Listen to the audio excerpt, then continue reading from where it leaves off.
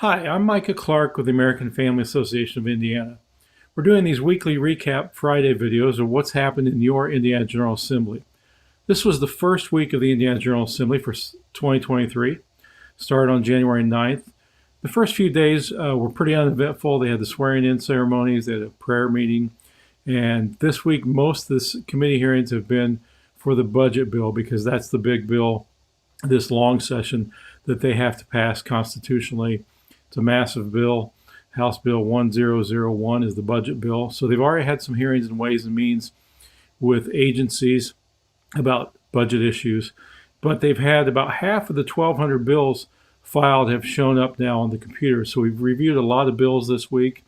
I just wanted to mention a couple to you that were in my email on Wednesday in this video. First of all, I'd like to mention Senate Bill 12. Senate Bill 12 is authored by Senator Jim Toms. It's one you may remember from last year. It's been passed by the House and Senate separately before. It's never passed both chambers and made it to the governor. But what Senate Bill 12 deals with is very simple. It's in the section of the code dealing with adult businesses, obscenity, and pornography. And it simply removes the exclusion from prosecution as a matter of defense in the matter harmful to minors statute. For schools, schools are currently exempted from the crime of distributing matter harmful to minors. So if you gave a child pornography across the street from the school, that would be illegal. But if it's handed to the child in the school library or in a school classroom, it's not illegal under Indiana law. It simply removes that exemption. This bill, let me tell you what this bill does not do. This bill does not prevent the teaching of To Kill a Mockingbird or reading Tom Sawyer or any classic work. This bill simply would allow a prosecutor to review a complaint or situation in which adult restricted matter harmful to minor that is sexual in nature or obscene or adult material could not be allowed in schools. I don't think a lot of schools are doing this. Now, there's a lot of things in schools I disagree with. There's a lot of books and literature that have a lot of profanity, a lot of sexual material that should not belong in the classroom. But this would require a prosecutor to take this issue before a judge and say, Judge, there's a problem here. We need to look into this and maybe file a case to prosecute a school. Again, I don't think it would do a lot in terms of schools actually handing out pornography, but it would cause schools and libraries to review their curriculum a lot closer, I believe, making sure that they're not allowing inappropriate sexual material being presented to minor children. That's Senate Bill 12. This year, though, the bill has been assigned to the Judiciary Committee, which is a little different, may not mean anything, but previous years it's been assigned to the Education Committee, but it fits within the section of Judiciary as well because it's a matter harmful to minor statute that's in our law. It simply removes a couple words in that section for exclusions of that crime. So that's Senate Bill 12. If you're interested in that, you can call your state senator at 317-232-9400. Now, the next bill I want to mention was not in my email this week. There's a lot of bills we don't mention. I think I listed 3 or 4. But again, we've looked at almost 400 bills. This bill is Senate Bill 354. This bill requires parental notification by a school if a student changes their pronoun or their name to another gender than what they were born with. It simply requires that the school notify parents that this has happened in school. That gives the school, I believe, 5 days to do this. It's simply a matter of the parents need to know if their child is going to school, perhaps changing clothes, perhaps going to school with a different name. Many parents may know it already, but schools shouldn't be working against parents. They should be working with parents. It simply requires that parents be notified if this is happening in the classroom and this is going on with their student, with the child. Actually, the child belongs to the parent, not the school. So shouldn't be too controversial, but I'm sure the media will hone in on that and try and make something out of it. But I think it's a common sense proposal to simply have the school notify that your child is doing this. So that's Senate Bill 354. Same phone number if you want to contact your senator about Senate Bill 354, and that is 317-232-9400. Another bill on that subject. This could be the most controversial bill of the session. It's House Bill 1220, authored by Representative Michelle Davis. And that bill restricts gender reassignment surgeries and puberty-altering drugs on minor children in the state of Indiana. It allows a child harmed by a gender reassignment surgery or drugs that they take that are altering their sexual characteristics. It allows a child to sue if they're harmed by this.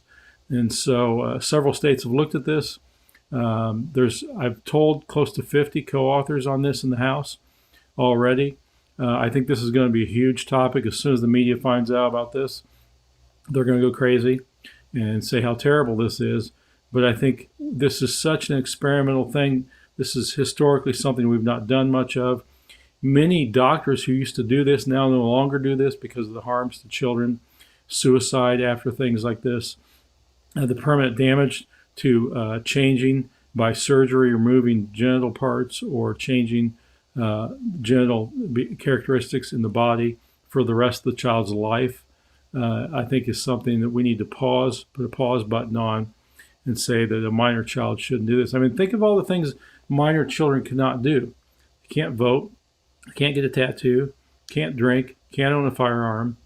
Certainly when you're talking about surgery to change a woman's breasts or a man's genitalia, that's a life-altering change. And I think let's put a pause on that. Wait till children are adults to decide to do that. It doesn't prevent a child from behaving or dressing or identifying in a certain way, but it does prevent a doctor from taking such a dramatic step. And that's House Bill 1220. Now, if you want to call your state representative about House Bill 1220, the number is 317-232-9600.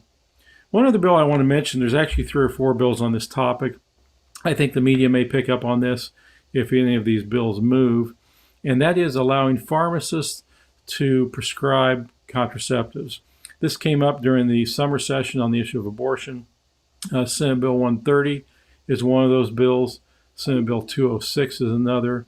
House Bill 1224 is another. I think there's going to be another House version also. The only bill of those 3 that I've seen that actually says a pharmacist cannot prescribe abortifacient drugs is Senate Bill 130. The other 2 do not have that restriction.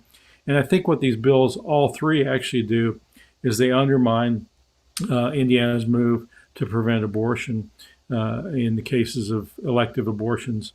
So the other thing that I think is a concern, and will be interesting to see if this bill has testimony on it, if it's considered, is what do doctors think about pharmacists prescribing drugs for somebody that the doctor hasn't seen? I think doctors would first want to see a patient and do some tests or counseling or talking with them about their medical history before they prescribe a certain type of drug. Pharmacists are not trained in this way. I think for patient safety, a person should see a doctor first on this. But we'll see what Right to Life and others do, what the doctors say, if these bills move forward. If you're interested in those, you can see them on the Indiana General Assembly website. Now, they've redone the website. There's 2 different options. One runs a little faster. It's going to be the new version. You'll see a beta thing at the top you can click. But simply Google Indiana General Assembly, and you can find all these bills under the legislation tab. Click on bills. You can look at House and Senate bills and look at all 400 that are up there right now and see bills of interest to you, because there's bills on a whole wide variety of subjects, from education to funding to mental health to roads, natural resources issues, all sorts of issues. Everything you can think of is up there. Election security is an issue that we've seen some things on. So if you're interested, of course, we can't cover them all in our weekly email, but I try to bring up each week on our Wednesday email things that I think might be of interest to you on family issues and values issues that you can contact your elected representatives about. It's very important to let your legislators know what you think about these bills, because they're there to represent you. And if you don't speak up, other people may, who have different values. And if a legislator doesn't have an opinion on an issue, it's always helpful for them to hear from their constituents and let their constituents know what they think about these issues.